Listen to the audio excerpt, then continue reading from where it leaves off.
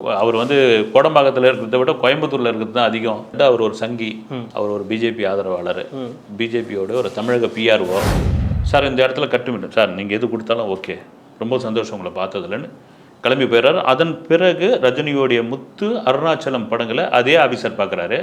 அப்போ ரஜினி சொல்கிற கோரிக்கை என்னென்னா, அவர் எந்த மியூட் கட்டு கொடுத்தாலும் நீங்கள் வந்து ட்ரிபுனலுக்கு போகாதீங்க, மேல்முறையீடு பண்ணாதீங்க, விவாதம் பண்ணாதீங்க, அவர் கொடுக்கட்டும். ஓகே, என்னங்க பெரியாரை வந்து பிரம்மாண்டமாக நீங்கள் காட்டல அப்படின்னு எடுத்த உடனே பேசுகிறாரு. பேசிட்டு நான் சொல்கிற கருத்தில் உங்களுக்கு வந்து ஏற்றுக்கொள்ளலாம், முரண்பாடு ஏற்படலாம் அப்படின்னு ஒரு கருத்தை சொல்ல ஆரம்பிக்கும்போது இவர் வந்து ஒரு மறுப்பு சொல்கிறார். அதுக்கு எதிர்வழியாக அவர் சொல்லும் பொழுது நான் ஏதோ ஒரு அமைச்சர் குறுக்கிட்டு ஏன்னா சிஎம் தான் தலைவர் தான் சொல்லிட்டு இருக்காருன்னு அவரை கடுங்கோபமாக கலைஞர் திரும்பி இவ்வளோ நேரம் நம்ம அரசியல் பேசணும், அவர் உட்காந்துட்டு இருந்தார், ஏதாவது கேட்டாரா, நாங்கள் சினிமா பற்றி பேசுகிறோம், கிளம்புங்க எல்லாரும் ஆரம்பிச்சிட்டோம். உதயநிதி தயாரிப்பில் சந்தானம் பெரியாராக நடித்து ஒரு பேன் இண்டியா படமாக பெரியார் 2 ரெடியாகும்.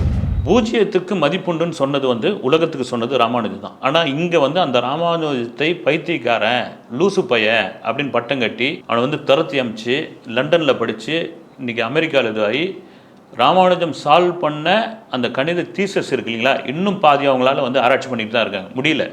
ரெட்ரோலுக்ஸ் நெஞ்சங்களுக்கு வணக்கம். இன்றைய நேர்காணலில் நம்முடைய இணைந்திருப்பவர் மூத்த பத்திரிகையாளர் மற்றும் சினிமா விமர்சகர் திரு செய்யார் பாலு அவர்கள். வணக்கம் சார். வணக்கம் சார். சந்தானம் ரொம்ப பரபரப்பாக பேசப்படக்கூடிய ஒரு நபராக இப்போ மாறி இருக்காரு. கொஞ்ச நாளாக அவர் படங்கள் பெரிய அளவில், அவர் ஹீரோவாக நடித்த படங்கள் பெரிய அளவில் பேசப்பட்டதோ இல்லையோ, இப்போ சமீபத்தில் ஒரே ஒரு ட்ரெய்லர் தான் வந்துச்சு, அது மிகப்பெரிய அளவில் பேசப்பட்டு அந்த காட்சிகள்லாம் இப்போது நீக்கப்படுறது அப்படின்ற மாதிரியான செய்திகள் நம்ம பார்க்குறோம்.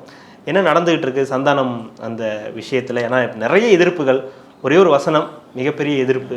நிறைய பேர் பார்த்துருப்பாங்க. இப்போ அந்த வசனத்தை கட் பண்ணிட்டேன் அப்படின்னு ஒரு அறிவிப்பு பட நிறுவனத்துலேருந்து கொடுத்துருக்காங்க.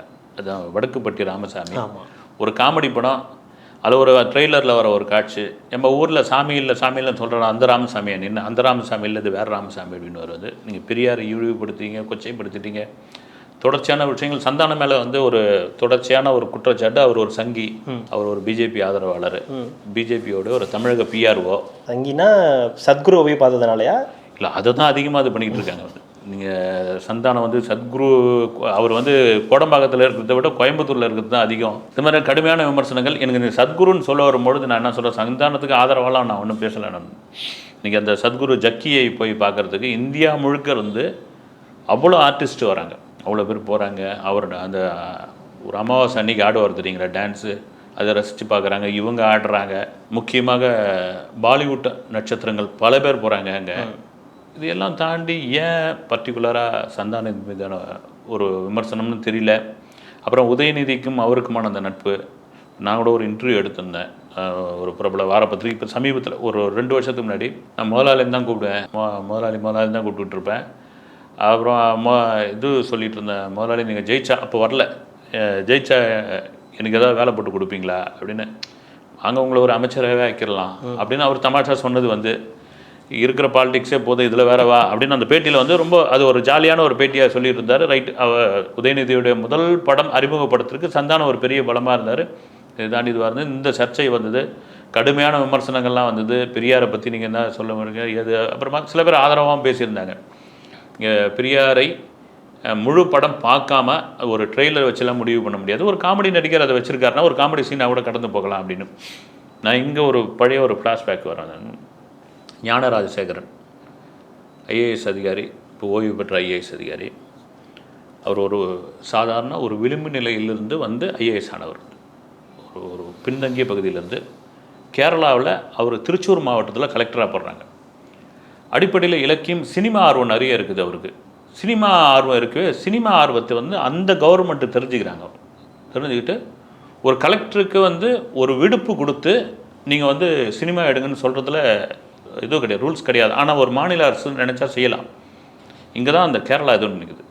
இவருக்கு வந்து ஒரு விடுப்பு ஒரு 2 மாதம் விடுப்பு கொடுத்து படம் எடுக்க சொல்கிறாங்க. வந்து உண்மையிலே பிரமாதமான படங்கள் எடுக்கிறாரு. அதன் பிறகு இவருடைய விஷயம் தெரிய ஆரம்பித்து மத்திய அரசு மத்திய தணிக்கை குழு சென்சார் போர்டுடைய ஆஃபீஸராக சென்னை தமிழகத்துக்கு வந்து நியமிக்கப்படுறாங்க. நான் இன்டர்வியூலாம் பண்ணியிருக்கிறேன் நான். அப்போ என்ன ஆகிடுது, பாஷா படம்னு நினைக்கிறேன், அந்த படத்துக்கு சென்சார் நடக்குது. 4 பிரேம்ஸ் ப்ரிவியூ தேட்டர் நுங்கம்பாக்கத்தில். வெளியே பார்த்தீங்கன்னா அவ்வளோ கூட்டம் நிற்குது, உள்ளே நிற்குது. இவருக்கு ரொம்ப இறங்க சொல்லி ரொம்ப நேர்மையான அதிகாரி. கடுப்பாகிறார் அவர் வந்து. கடுப்பாயிட்டு அங்கே இருக்கிறவர்கள் கேட்குறாரு, என்ன இவ்வளோ கூட்டம் நிற்குது? ஏன்னா அவர் என்னன்னா சென்சாரோடைய இது ரூல்ஸ் இதுதான். சென்சார் மெம்பர்ஸு இன்றைக்கி என்ன படம் பார்க்க போகிறாங்கன்னு வந்து அவங்க திரையில் வர்ற வரைக்கும் தெரிஞ்சிக்கக்கூடாதுன்ட்டு ஒரு முறை. ஓகே, ஒரு நியாயமான ஒரு விஷயம். அப்படி நினைக்கக்கூடியவர் வந்து தான் மெம்பர்ஸ் வந்து என்ன படம் பார்க்குறாங்கன்னா அங்கே தான் தியேட்டரில் போய் தான் அவங்களுக்கு தெரிய வரணும், அதுக்கு முன்னாடி தெரியக்கூடாதுன்னு அதை கடைப்பிடிச்சிட்டு வராரு. என்ன எங்கன்னா, சார் இது மாதிரி ரஜினி சார் படம் பாட்ஷா தான். ஆமாம், அதுக்கு என்ன அப்படின்றாரு. இப்போ ரஜினி சாருடைய ஒரு பழக்கம், சென்சார் பார்க்குறதுக்கு முன்னாடி அந்த அதிகாரிகள் சென்சார் போர்டு மெம்பர்ஸ்லாம் வந்து அவர் வந்து ஒரு கை குலுக்கிட்டு ஒரு வாழ்த்து சொல்லிட்டு போவார். நோ நோ நோ அதெல்லாம் பண்ண முடியாது. சார் கிளம்பிட்டார், அதுக்கெல்லாம் இடமே கிடையாது. சென்சார் பார்த்து முடிஞ்ச பிறகு அவர் ஏதாவது ஒரு விவாதம் கூட பண்ணட்டும், நாங்கள் ஏதாவது கட்டு மியூட்டு கொடுத்துருந்தா அதுக்கு எதனா வந்து இது கேட்கட்டும். பெரும்பாலும் டைரக்டர் தான் கேட்பாருங்க. சரி, ஹீரோ கேட்கட்டும், நான் ஒன்றா அதுக்குன்னா விளக்கம் சொல்கிறோம். அது முன்னாடிலாம் பார்க்கக்கூடாதுன்னா அதுக்குள்ளே ரஜினி கிளம்பிட்டார். இப்போ செல்ஃபோன்லாம் கிடையாது, கிளம்பியாச்சு. இந்த கூட்டத்தெல்லாம் கிளியர் பண்ணுங்கன்றார்.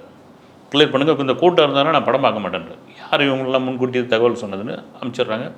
படம் பார்த்து முடிக்கிறாங்க. ரஜினியும் வந்துட்டார். திரும்ப அவர் வீட்டுக்கு போகல, உட்காந்துக்கிட்டு இருக்கார் அவர்.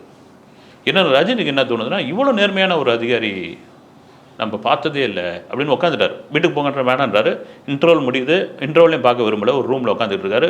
படம் முடியுது, வெளியே வந்தோடனே, சார் இந்த இடத்துல கட்டுமிட்டோம் சார், நீங்கள் எது கொடுத்தாலும் ஓகே, ரொம்ப சந்தோஷம் உங்களை பார்த்ததில்லன்னு கிளம்பி போயிடுறாரு. அதன் பிறகு ரஜினியோடைய முத்து, அருணாச்சலம் படங்களை அதே ஆஃபீஸர் பார்க்குறாரு. அப்போ ரஜினி சொல்கிற கோரிக்கை என்னென்னா, அவர் எந்த மியூட் கட்டு கொடுத்தாலும் நீங்கள் வந்து ட்ரிபியூனலுக்கு போகாதீங்க, மேல்முறையீடு பண்ணாதீங்க, விவாதம் பண்ணாதீங்க, அவர் கொடுக்கட்டும்.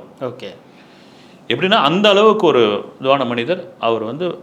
பாரதியார் படத்தை இயக்குறார், எல்லாருக்கும் தெரியும். ஒரு பாரதியை இன்றைய தலைமுறைக்கு கண்முன்னே கொண்டு வந்து காட்டினவர் வந்து ஞானராஜசேகரன். அவர் பெரியாரை இயக்குறார், இது பெரியார் தெரியும். இதுக்கு அப்புறம் ஒரு படம் ஒன்று இயக்குனார், அதுக்கு நான் வந்து ஒரு இன்டர்வியூ பண்ணியிருக்கிறேன். வந்து கணித மேனேஜை ராமானுஜம். நான் அப்போ கேட்டேன், சார் கணித மேனேஜர் ராமானுஜத்தை நீங்கள் டைரக்ட் பண்ணணும்னு உங்களுக்கு எப்படி தோணுச்சுன்னு. என்னை பாதிக்காத தலைவர்களை பற்றி படித்தோ அல்லது ஏதோ ஒரு விதத்தில் என்னை பாதிக்காத ஒரு பெரும் தலைவர்களையோ ஒரு அறிஞர்களை பற்றி நான் படம் எடுக்க மாட்டேன். என் மகள் வந்து அமெரிக்காவில் இருக்காங்க, நாங்கள் வந்து ஒரு ஹாலிவுட் படம் பார்க்கறதுக்கு மாப்பிள்ளையும் மகள் எல்லாம் போய் உட்காந்து லாஸ் ஏஞ்சலில் உட்காந்து ஒரு தேட்டரில் படம் பார்த்துட்டு இருக்கும்போது ஒரு கேரக்டர் இன்னொரு கேரக்டர்கிட்ட பேசுது. ஒரு கணக்கில் வந்து டவுட் வருது, அந்த கேரக்டர் வந்து அந்த கணக்கை வந்து சால்வ் பண்ணி பார்க்கும்போது அந்த டயலாக் வந்து நீ பெரிய ராமானுஜமா அப்படின்னு கேட்டவுடனே எனக்கு பயங்கர ஷாக் ஆகிடுச்சு. மகளை கேட்குறேன், நம்ம ராமானுஜத்தை தான் சொல்கிறாங்க அப்படின்னு. பூஜ்ஜியத்துக்கு மதிப்புண்டுன்னு சொன்னது வந்து உலகத்துக்கு சொன்னது ராமானுஜம் தான். ஆனால் இங்கே வந்து அந்த ராமானுஜத்தை பைத்தியக்காரன், லூசு பைய அப்படின்னு பட்டம் கட்டி அவனை வந்து துரத்தி அமிச்சு லண்டனில் படித்து இன்றைக்கி அமெரிக்காவில் இதுவாகி ராமானுஜம் சால்வ் பண்ண அந்த கணித தீசஸ் இருக்கு இல்லைங்களா, இன்னும் பாதி அவங்களால வந்து ஆராய்ச்சி பண்ணிட்டு தான் இருக்காங்க, முடியல. ஒரு நடுத்தர வயது கூட கிடையாது, ஒரு இளம் வயதிலே காச நோயில் இறந்து போயிடுறார். அப்படி கொண்டாட வேண்டிய ஒரு மனிதனை நம்ம தவற விட்டுட்டோம். ஆனால் அமெரிக்காக்காரன் ஒரு டைலாக்காக வைக்கிறான் படத்தில், இவரை பற்றி ஒரு பயோகிராஃபி எடுத்தா என்ன அப்படின்னு தான் கணித மேஜர் ராமன். அது பெரிய அளவில் தான், அதே தான் பெரியார்.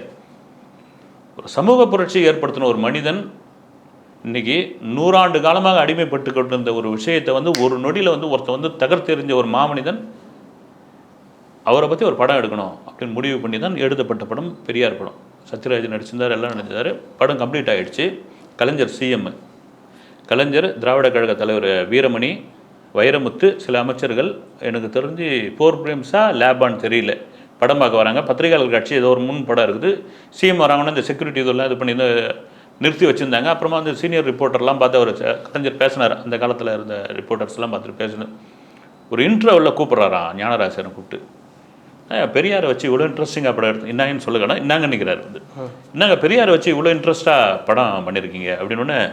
மீதி படத்தை பாருங்க ஐயா அப்படின்னு ஃபுல் படத்தையும் பார்த்து முடிச்சிடறாரு. பார்த்து முடிச்சுட்டு எதுவும் வரலாற்று பிழை இல்லை அப்படின்ட்டு சொல்லிட்டு போயிடுறாரு. கரெக்டாக எடுத்துருக்கீங்க, வரலாற்று பிழை எதுவும் இல்லைன்னு வீரமணி அதை ஒத்துக்கிறார். நியாயமாக இருக்குது, எந்த கான்ட்ரவர்சியும் இல்லை. இதுக்கு மேலே பெரியார் அது 2வது சுவாரஸ்யமாக வேறு எடுத்துருக்கீங்க. அப்புறம் சத்யராஜ், தம்பி சத்யராஜ் தந்தை பெரியாராகவே வாழ்ந்திருக்கிறார் அப்படின்னு சொல்லிட்டு போயிடுறாரு. ஒரு 20 நாள் கழிச்சு சிஎம் கிட்ட வந்து அழைப்பு வருது ஞானராஜசேகரன். அறிவாலயம் தலைமைச் செயலகம் போல் அறிவாலயம் போகிறாரு. அமைச்சர்கள் கூட போய் உட்காந்து பேசிகிட்டு இருக்காரு. உள்ளே நுழைஞ்சிட்டாரு. நுழைஞ்சோடனே பேசிகிட்டு இருக்கேன்னு, வாங்க உட்காருங்க, நீங்கள் நாங்கள் என்ன பேச போகிறோம், நீங்களும் கேளுங்க உட்காருங்க அப்படின்னு. அமைச்சர்கள்லாம் பேசி முடிச்சிட்ட பிறகு, சரி நான் வந்து இவர் டைரக்டர் வந்திருக்காரு அவர்கிட்ட பேசணும் போது இவங்க கிளம்பும்போது நீங்களும் உட்காருங்கன்ட்டு பேச ஆரம்பிக்கிறார் கலைஞர்.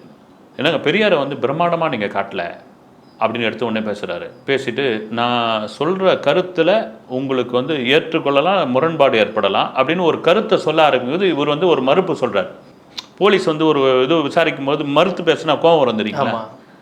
அது ஒரு இயல்பான ஒரு விஷயம் கேட்கணும் அப்படின்னு. இல்லைன்னா சொல்லுவாங்க வந்து பாஸ் இஸ் ஆல்வேஸ் எஸ் அப்படின்வாங்க. முதலாளி சொல்வதை நீ முதல்ல கேட்டுக்கணும், அதுக்கப்புறம் தான் நீ இது பண்ணணும், முதல்ல எஸ்ன்னு சொல்லிக்கணும். இவர் அது மாதிரி வந்து அதுக்கு எதிர்வழியாக அவர் சொல்லும் பொழுது நான் ஏதோ ஒரு அமைச்சர் குறுக்கிட்டு என்ன சிஎம் தான் தலைவர் தான் சொல்லிட்டு இருக்காருன்னு அவரை கடும் கோபமாக கலைஞர் திரும்பி இவ்வளோ நேரம் நம்ம அரசியல் பேசணும், அவர் உட்காந்து இருந்தார், ஏதாவது கேட்டாரா? நாங்கள் சினிமா பற்றி பேசுகிறோம், கிளம்புங்க எல்லாரும் ஆரம்பிச்சிட்டோம். அங்கே என்ன விருப்பப்பட்டார் அப்படின்னா கலைஞர் வந்து ஏன் பெரியாரை பிரம்மாண்டமாக காட்டல அப்படின்னு.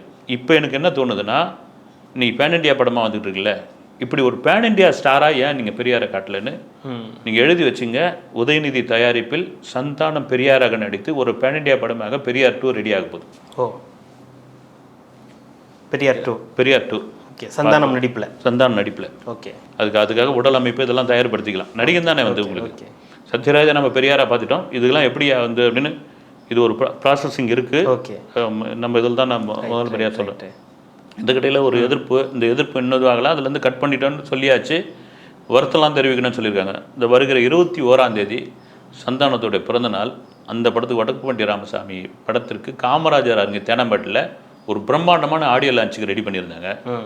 அதுக்கு இன்னும் பெரிய கடுமையான எதிர்ப்பு, அவர் ரசிகர் மன்றம் இதெல்லாம் கூப்பிட்டு, அதனால் அது கேன்சல் ஆகிருக்குது. ஓகே, இதனால் இந்த பிரச்சனைனால அது கேன்சல் ஆகிருக்குது, வேணாங்க அப்படின்னு சொல்லிட்டு நல்லா ஸ்ட்ரைட்டாக நம்ம படம் ரிலீஸுக்கே போய்டுன்ற ரேஞ்சுக்கு வந்திருக்காங்க. அந்த ரேஞ்சுக்கு வந்துட்டாங்க. அதாவது இதற்கு மிகப்பெரிய ஒரு ப்ராசஸ் அடுத்து இருக்குது, சந்தானத்தை வைத்து இருக்குது பெரியார். நீங்கள் உண்மையிலே வரவேற்கக்கூடிய ஒரு விஷயம் சார். இன்றைக்கி வந்து நீங்கள் யாரையோ பேன் இண்டியா படமாக கொண்டு வந்தீங்க. நீங்கள் ஒரு கேஜிஎஃப் பேன் இண்டியா படமாக மாறுது, ஒரு காந்தாரா பேன் இண்டியா படமாக மாறுது, ஒரு பாகுபலி மாறுது, ஒரு RRR மாறுது. ஒரு பெரியாரை வந்து இந்திய லெவலில் கொண்டு வரணும். இது ஏறக்குறைய உதயநிதிக்கு ஏற்பட்ட ஒரு விஷயம் தான் கூட தோணலாம் கூட நான் விசாரித்த வகையில் பார்த்தீங்கன்னா. ஓகே, நீங்கள் நடிங்க, ரெட் ஜெயின் தயாரிக்கிட்டோம் ஒரு பேன் இண்டியா படமா அப்படின்னு. கலைஞர் அன்றைக்கி அதை தான் மனசில் வச்சு கேட்டார் பொழுது. அன்றைக்கி பேன் இண்டியான்னு தெரிஞ்சுக்கவே தெரியாது, ஏங்க நீ பிரம்மாண்டமாக காட்டல பெரியார் அப்படின்னு. இப்போ பிரம்மாண்டமான ஒரு பெரியார் படமாக தயாராகுது. பல்வேறு தகவல்களை பகிர்ந்தமைக்கு ரெட்ரோலுக்கின் சார்பாக மிக்க நன்றி. வணக்கம்.